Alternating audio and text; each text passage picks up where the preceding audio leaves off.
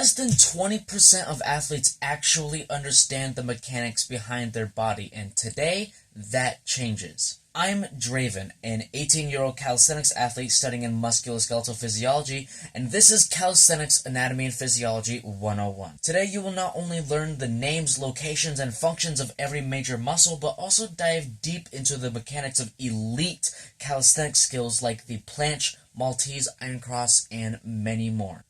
Let's dive into it. The shoulder joint consists of three pretty simple bones: the clavicle, or your collarbone, the scapula, or your shoulder blade, and then your not-so-funny upper arm joint, the humerus. Extensive knowledge of skeletal structures are not required to fully understand this video, so we will cruise right through them. The deltoid, or delt, is one of the most important muscles in calisthenics as a whole. It is split into three segments: the anterior, lateral, and posterior fibers, or the front, side, and rear delts. While all fibers abduct the shoulder, the anterior delts are responsible for shoulder flexion, vital for straight arm pushing and bent arm pushing, and the posterior delts are responsible for shoulder extension, vital for straight arm pulling and bent arm pulling. The trapezius is also split into three segments: the upper, middle, and lower fibers. The upper fibers perform scapular elevation, vital for overhead pressing. The middle fibers assist in scapular retraction, vital for horizontal pulling. And the lower fibers helping with scapular depression, vital for shoulder stabilization in many movements. The latissimus dorsi, or lat, and the teres major are vital for nearly all pulling movements. The lats responsible for shoulder extension and adduction, vital for straight arm pulling, bent arm pulling, and shoulder adduction, useful in movements like the iron cross. The teres major, nicknamed the lat's little helper, performs practically the exact same way as the latissimus dorsi, but instead of originating from the spine and pelvis and attaching to the humerus, it originates from the scapula and attaches to the humerus. The rotator cuff muscles, the supraspinatus, infraspinatus, teres major, and subscapularis all work together to stabilize the shoulder. The supraspinatus is located deep within the upper trap fibers and assists the delts with shoulder adduction. It's the only muscle that isn't involved in shoulder rotation. Why it's listed in the group of rotator cuff muscles, I have no fucking clue. The teres minor and infraspinatus externally rotate the shoulder, vital for proper shoulder stability and activation in many movements, while the subscapularis internally rotates the shoulder. The rhomboids are distinguished as rhomboid major and minor, but have few differences. They are primarily responsible for scapular retraction and elevation, and are vital for many pulling movements. Have you ever woken up after a hard day of push-ups and wondered why the hell my lats are sore? That, my friend, is not to be mistaken with your lats, but is your serratus anterior.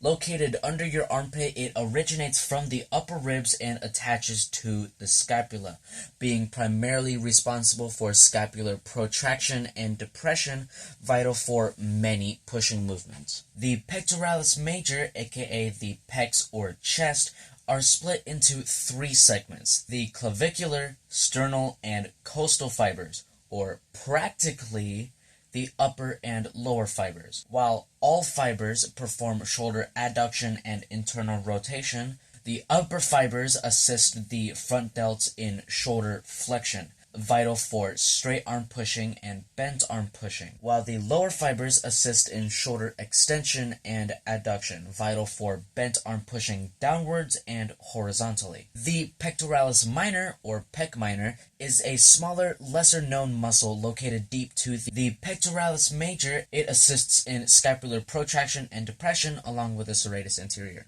The biceps brachii, or biceps, have two heads, an outer long head and an inner short head. Its primary movement is elbow flexion, but it also assists in shoulder flexion and forearm supination, vital for bent arm pulling, straight arm pushing. The triceps brachii, or triceps, have three heads: the long head, the lateral head, and the medial or short head. While the lateral and short heads of the triceps originate from the humerus, the long head actually crosses the shoulder joint originating from the scapula, all three heads attaching to the ulna bone of the forearm. While all heads of the triceps perform elbow extension, vital for bent arm pushing and keeping the arm straight, the long head, while crossing to the scapula, also performs shoulder adduction and extension, assisting in straight arm pulling. And now we move on to the simplified anatomy of the forearm, a body part often neglected but still important nonetheless. The forearm is comprised of two bones, the radius and the ulna. These bones create forearm pronation and supination by crossing over each other, making grip switching even possible in the first place. The brachialis, while being located deep to the biceps, can be seen superficially between the biceps and triceps of the upper arm, its only function being elbow flexion. The brachioradialis, originating from the distal humerus and attaching to the end of the radius, can be seen as the meaty forearm muscle next to the biceps, and it is also responsible for elbow flexion. Moving on to the wrist and finger extensors and flexors, there are an absolute fuck ton of different muscles in the forearm, so breaking down each one individually would single-handedly kill my audience retention if I even have any. So we're going to dumb it down. The extensor carpi radialis longus, extensor carpi radialis brevis, extensor carpi ulnaris, and extensor digitorum are the four main muscles on the top of your forearm, all working together to do the same goddamn job. Wrist extension assists with grip and finger articulation. The 5 wrist flexors, flexor carpi radialis, palmaris longus, flexor carpi ulnaris, flexor digitorum superficialis, and flexor digitorum profundus, make up the meaty underside of your forearm, responsible for wrist flexion, primary mover for grip, and assists in finger articulation. The pronator teres and quadratus, located on opposite ends of the forearm, work together to rotate the ulna and radius in pronation, or overhand grip. The supinator works in tandem with the biceps to rotate the radius and ulna in supination, or underhand grip. Now we move on to the spine and the thorax, aka your core muscles. The bones of the torso will be oversimplified because, well, it's a mouthful. You have 24 vertebrae bones, aka your spine, 12 pairs of ribs, or your rib cage, and your pelvis, which is technically not related, but still relevant when we talk about the core muscles. Those of which being your abdominals, or your abs, made up of 4 main muscle groups, the rectus abdominis, external oblique, internal oblique, and transverse abdominis,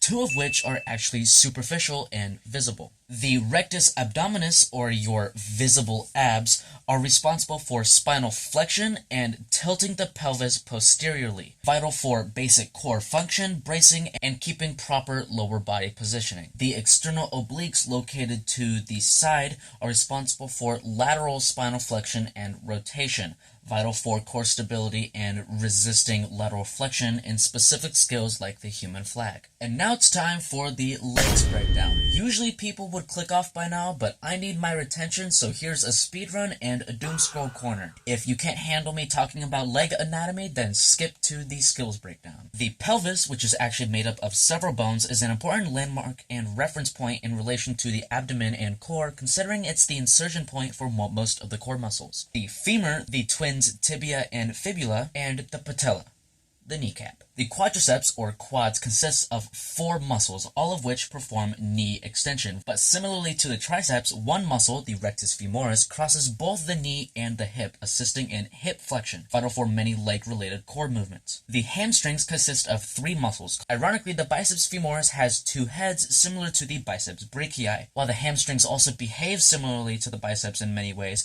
crossing both the knee and hip joints, performing knee flexion, hip extension, and tilting the pelvis posteriorly. The gluteals, or glutes, consist of 3 muscles, the gluteus maximus, medius, and minimus. These muscles' main job is hip extension, but they also assist in hip adduction, abduction, flexion, and rotation. It also tends to dramatically increase blood flow in regions not even attached to the same bone. The adductor group are 5 muscles that do exactly what their name suggests, except the gracilis, which performs knee flexion. The gastrocnemius and soleus are the 2 most neglected muscles of the human body. While they both flex the ankle, the gastrocnemius also helps with knee flexion, designed to perform the calf raises that we sure as hell aren't doing. Now that we've learned nearly 75% of the muscular system and what what it does in less than 10 minutes, how does it translate directly into skills like the planche? The planche is actually simpler than what meets the eye, being primarily shoulder flexion, scapular protraction, scapular depression, external rotation,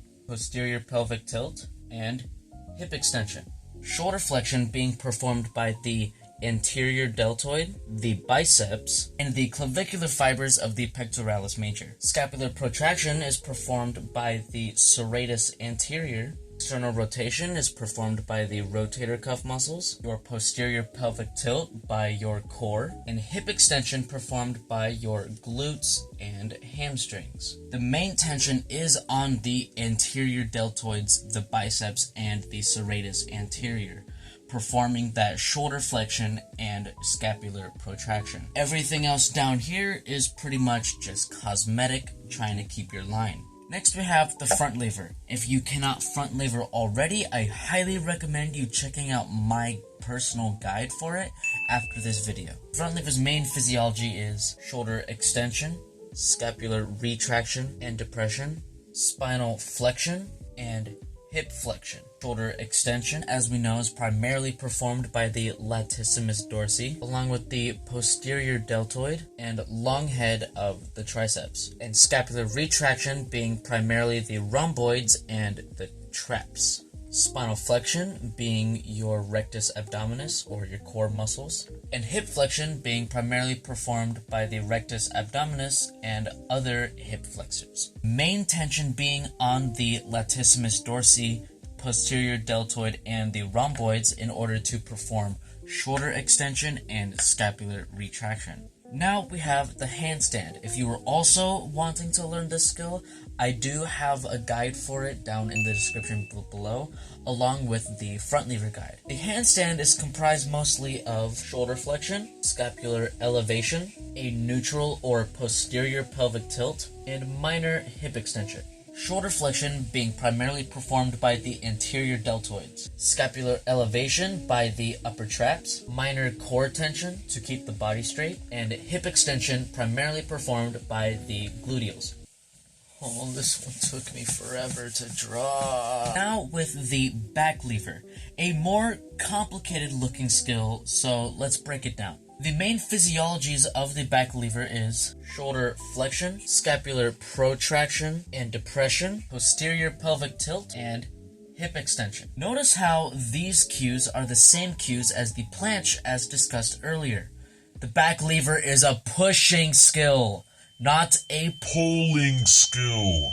It uses the same muscles in the same way, and just like the planche, it utilizes the front delts and biceps for shoulder flexion. However, the shoulder is in shoulder extension, putting the biceps at a really stretched position as it attaches to the shoulder and the forearm. The main tension being on the anterior deltoid and the biceps brachii. The Maltese, also being a static pushing skill, shares many similarities with the planche, with a few key differences, being primarily shoulder flexion, horizontal shoulder adduction, scapular protraction, core engagement, and hip extension. Shoulder flexion performed by the anterior deltoid, biceps brachii, and clavicular pectoralis major. Shoulder adduction performed by all of the pectoralis major, scapular protraction by the serratus anterior, standard core engagement, hip flexion by the glutes and hamstrings, as we already know. While you can see the Maltese is similar to the planche in many ways, it does have one major difference, and that is shoulder positioning. Instead of your shoulders being in front of you in shoulder flexion, in Maltese,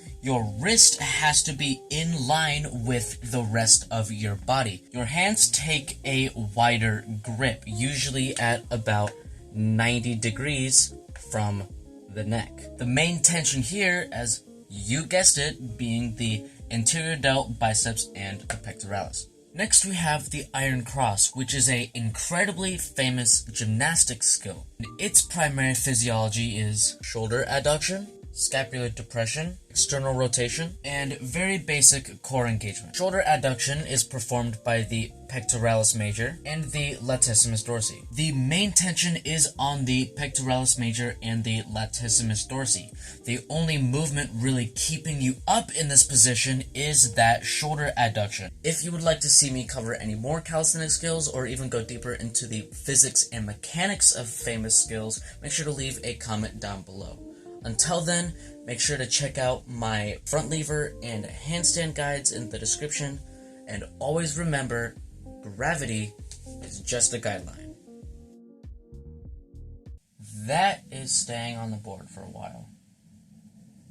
It's pretty damn cool.